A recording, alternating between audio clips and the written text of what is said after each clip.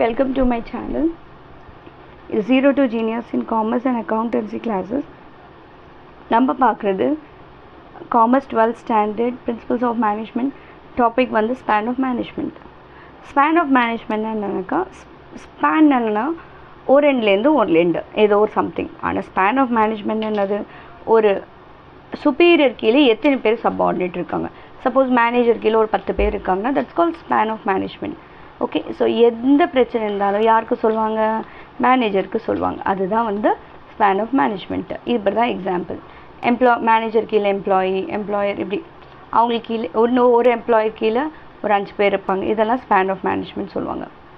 Right, level of management 3 levels இருக்கும். Low level, middle level and top level. So இதுலேருந்து எப்படி வந்து span of management இருக்குன்னு பார்க்கலாம். ஸ்பேன் ஆஃப் மேனேஜ்மெண்ட் 2 இம்ப்ளிகேஷன் இருக்குது. ஃபர்ஸ்ட் வந்து individual manager job. Second one வந்து shape or configuration. So shape or configuration நம்ம பார்க்கலாம். இது வைட் அண்ட் ஸ்பேன் இருக்கும். வைட் ஸ்பேன் வந்து ஃப்ளாட் ஸ்ட்ரக்சர், நேரோ ஸ்பேன் வந்து டால் ஸ்ட்ரக்சர். இது ஸ்பேன் ஆஃப் மேனேஜ்மெண்ட். வைட் ஸ்பேனில் பார்த்தீங்கன்னா ஒரு large number of subordinate 7 to 8 number of subordinate இருப்பாங்க. நேரோவில் பார்த்தீங்கன்னா 2-3 ஒருத்தவங்க கீழே 2-3 பேர் இருப்பாங்க. அதே வைட் பார்த்தீங்கன்னா பெருசு 7 to 8 மெம்பர்ஸ் இருப்பாங்க. ஸோ இப்படி மேலே நேரோ, கீழே வந்து வைடு. நேரோக்கு வைடுக்கு வந்து இப்படி இருக்கும். எக்ஸாம்பிள் டால் ஆர்கனைசேஷன், ஃப்ளாட் ஆர்கனைசேஷன். டால் ஆர்கனைசேஷனில் பார்த்தீங்கன்னா மேலே ஒருத்தவங்க இருப்பாங்க, ஒருத்தவங்கக்கிட்டேருந்து கீழே ஒரு டைம் எடுக்கும். ரொம்ப it's a time consuming. Right, ஒருத்தவங்களுக்கு சேலரி பே பண்ணும். இது வந்து ஜென்ரலாக எல்லா எம்என்சிஸில் இருக்கும். இது வந்து லைக் எல்லா இடத்துல இருக்காது. இது வந்து ஃப்ளாட் ஆர்கனைசேஷன் வந்து ஒருத்தவங்க கீழே ஒரு 5 பேர் இருப்பாங்க, ஒருத்தவங்க கீழே இருப்பாங்க. இது வந்து ஃப்ளாட் ஆர்கனைசேஷன் சொல்லுவாங்க. ஸோ ரெண்டுமே வந்து அட்வான்டேஜஸ் டிஸ்அட்வான்டேஜஸ் இருக்குது. டால் ஆர்கனைசேஷனில் பார்த்தீங்கன்னா நிறைய சேலஞ்சஸ் இருக்கும். லைக் நிறைய இங்கே பார்த்தீங்கன்னா நிறைய சேலரி பே பண்ணும். ஒரு டிசிஷன் சீக்கிரமாக வர்றது ரொம்ப லேட்டாக வரும். ஒருத்தவங்ககிட்டேருந்து வரகட்டியுமே ஒரு 10 நாள் ஆகிடும். ஸோ அது எப்போ வந்து அது வந்து எப்போ வந்து ஒர்க் பண்ணணும், அது வந்து டைம் கன்சியூமிங்.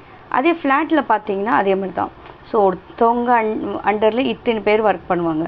ஸோ யார் என்ன ஒர்க் பண்ணுறாங்க கூட நம்மளால ஈஸியாக ஐடென்டிஃபை பண்ண முடியாது. சம்வாட் எக்ஸ்பென்சிவ் கூட.